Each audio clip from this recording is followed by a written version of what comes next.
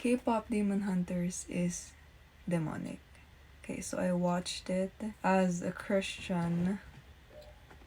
There are so many points that just don't align with the reality.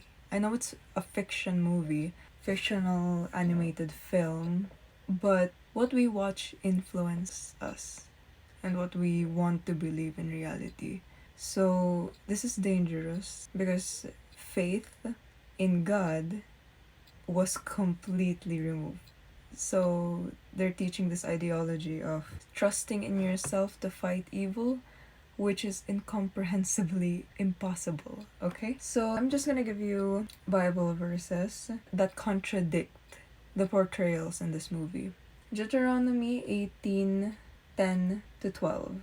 Let no one be found among you who practices divination or sorcery, interprets omens, engages in witchcraft. Anyone who does these things is detestable to the Lord. So the idols in the movie are using magical powers to fight demons. I mean, even in the Old Testament, it's wrong. Acts 8:9-11. Now for some time a man named Simon who practiced sorcery and amazed all the people. He boasted that he was someone great. So even if magic is used for good in fiction, the Bible consistently warns against it, no matter the intent. So there's also this Bible verse, or what Jesus said, if Satan goes against Satan, his kingdom will not stand. So if you're using witchcraft against evil, there's no winner there. I mean, you lose, obviously, but the evil won't lose either. So you're just using something of darkness against darkness, so there's no point in that. Although granted the movie was visually appealing, it's just not educating the audience to what is reality, what is factual. 1 John 2:15-17. Do not love the world or anything in the world. If anyone loves the world, love of the Father is not in them. So, in this line of thinking, that movie glorified fame and idolatry. Specifically, the song of the boy band in their demon state already, saying that I will be your idol in the lyrics. So, obviously, placing blindfolds on the people if they don't have blindfolds already. Exodus 23, you shall have no other gods before me. That's a given, one of the 10 commandments. Romans 1:25, they exchanged the truth about God for a lie. They worshipped and served created things rather than the Creator. So, even in the music industries today, even in the world of celebrities, the audience worship them. I don't think it's far-fetched to say that that is being practiced. Not even in just the movie, but in real life. People flocking to concerts rather than churches. People flocking to meet and greets rather than the pulpit. So, that's the reality of what we're living in now. Even, I mean, created things also include Mary, saints. I'm not really estranged to that because I was once Catholic. Ephesians 6:12, for our struggle is not against flesh and blood, but against the spiritual forces of evil in the heavenly realms. The film presents demons as stylized antagonists in an entertainment setting, which may desensitize viewers to the real spiritual danger of demonic forces. So, as we saw, that guy, that main character, demon guy, became good, which is realistically and factually not possible. 2 Corinthians 11:14-15, Satan himself masquerades as an angel of light. It is not surprising then if his servants also masquerade. So, Satan was the big fire guy, and his demons, I mean, it's what they did to fool the people.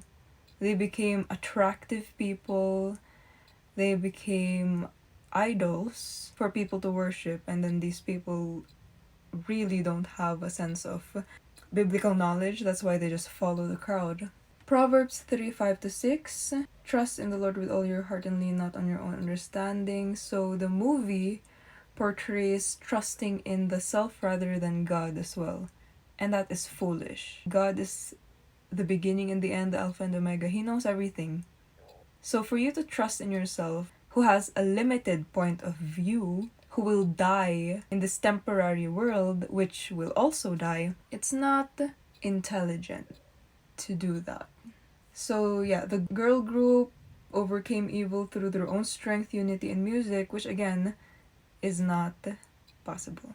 You cannot fight Satan against Satan. There should be a force outside of Satan to destroy said Satan. Jeremiah 17:5 curses the one who trusts in man, who draws strength from mere flesh. Related.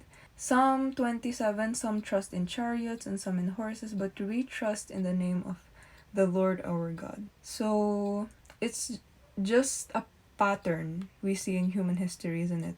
People worshipped golden calves before. People worshipped silver, gold, statues. I mean, even until now. So that's not entirely surprising if you have biblical knowledge. So now, John 10:10, Jesus speaking here. The thief comes only to steal and kill and destroy. I have come that they may have life and have it to the full. So we can see that Satan can never be good. That was his main characteristic after falling from heaven. And of course, persuading a third of the angels. They can never be good. When Jesus said this, he said it with the word only, and that's the only thing they do. So don't be deceived. Demons are fallen angels, and they are permanently rebellious. 2 Peter 2:4, for if God did not spare angels when they sinned, but sent them to hell, putting them in chains of darkness to be held for judgment. So, if God judged them that harshly, don't you think people who follow them would also be judged harshly? Let's just put 2 and 2 together, okay? Jude 1:6, and the angels who did not keep their positions of authority but abandoned their proper dwelling, these he has kept in darkness, bound with everlasting chains for judgment on the great day. Again, they are permanently rebellious. They are fallen angels, they are already condemned, so they don't have a redemptive arc. They cannot mingle with humans. I mean, they did mingle with humans, right? And they created Nephilims, which are abominations in God's eyes.